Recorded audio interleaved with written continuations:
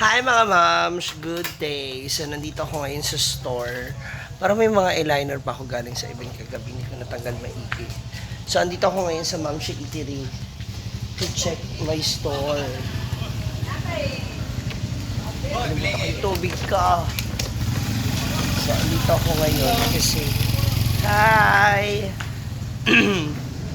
Kasi yung aking kapitbahay ay may nire-request. Especially now na magtatag-ulan na. Ate! Ate! Ayan, kahit paano nalinis nila ito. Oh.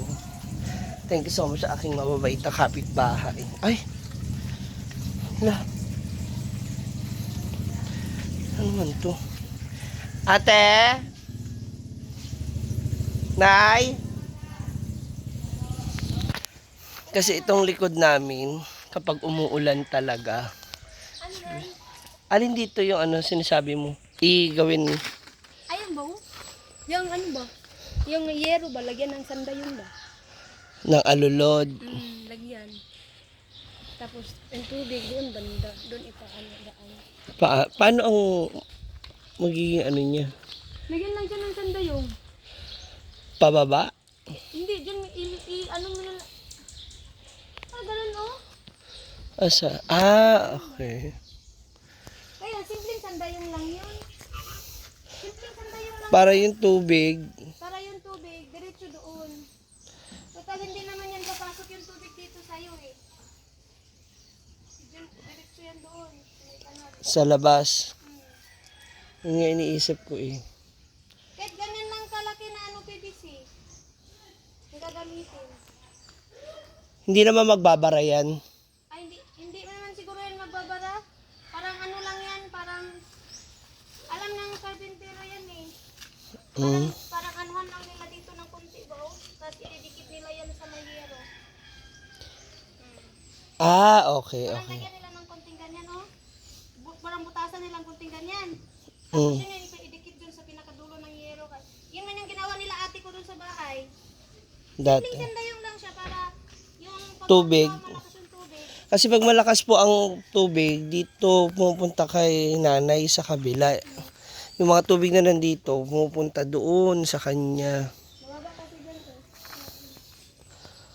Oo. Simpleng sandayong lang para ano, maano lang. Parang bumaba yung lupa.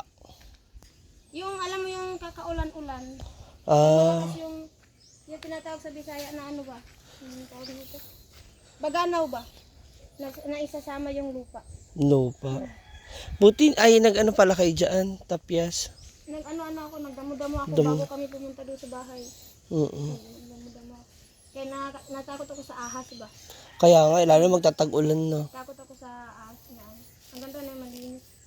Correct. Walang makikita ng ahas ba? Saka sobrang init yung mga damo. Unti-unti din namamatay. Hindi, tsaka kasi baka mamaya mag-ano din ba? Hindi man. Dumami. Simpleng ano lang, sandayong lang. Pwede. Para ano. Okay. Nung minsan kaya malakas yung ulan, gabi ata yan.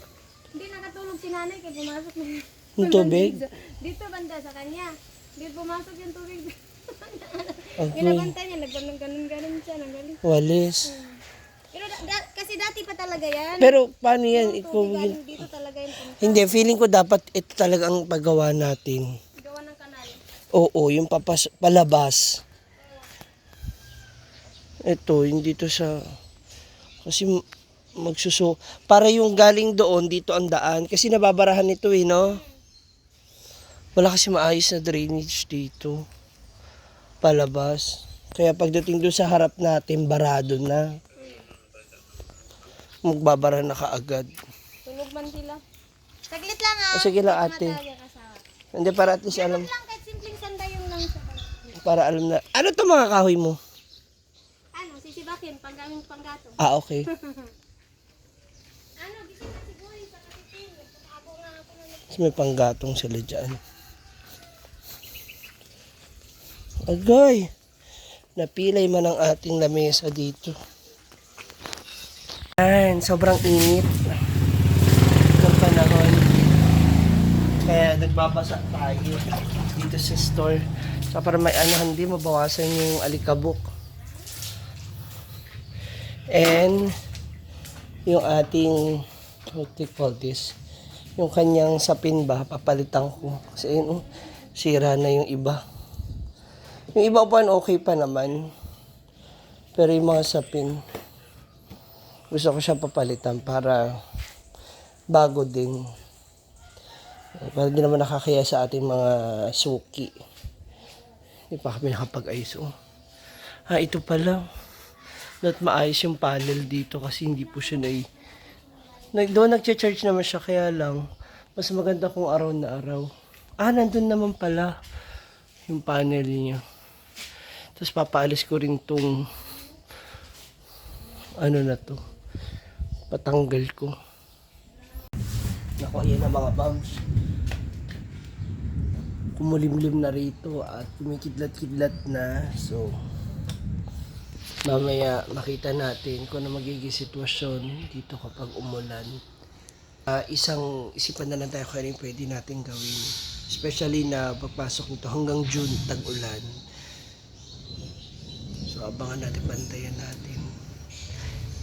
Ayan, so I'm about to go home. Uwi na ako ng farm kasi mas makulimlim na ngayon. Kanina kasi umambon lang at nakatulog din ako. Nakaidip din ako sa tindahan. Kasi, tawag dito. Pinatingin ko kanina yung patitingin ko sana dun sa isang trabahante ni Daddy June. Kung magkano yung aabutin o ano yung magagawa. Hindi naman dumating kasi may lakad na iba. So, uwi na muna ako sa farm. Kasi ayusin ko pa yung ibang gamit. Baka may iba pang nalimutan.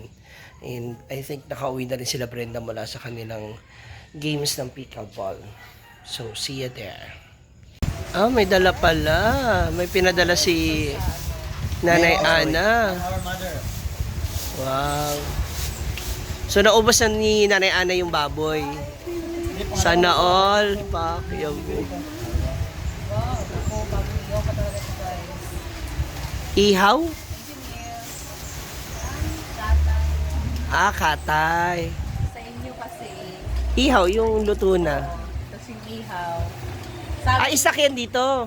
Bigay ni Nanay Ana. Bigay ni Nanay Ana yung... Ayan. Ayan, natapos na po ako sa aking mga nagbisita sa tinda bago kami pumunta ng Camiguin kasi nga to check. Tapos, sabi ko, bigat talaga ng katawan ko. Kaya siguro sinipon ako. Maliwan sa nahawaan ako ni Gwen. Kasi si Gwen na unang may sipon sa amin nung nasa Palawan kami. Nasa Iloilo kami. Pag-uwi namin meron na akong sipon para na akong ngayon nagpapamassage siya kasi sakit ang katawan ko eh. So mamaya biyahe na kami papunta ng Camiguin. See ya later. Massage mo na ako.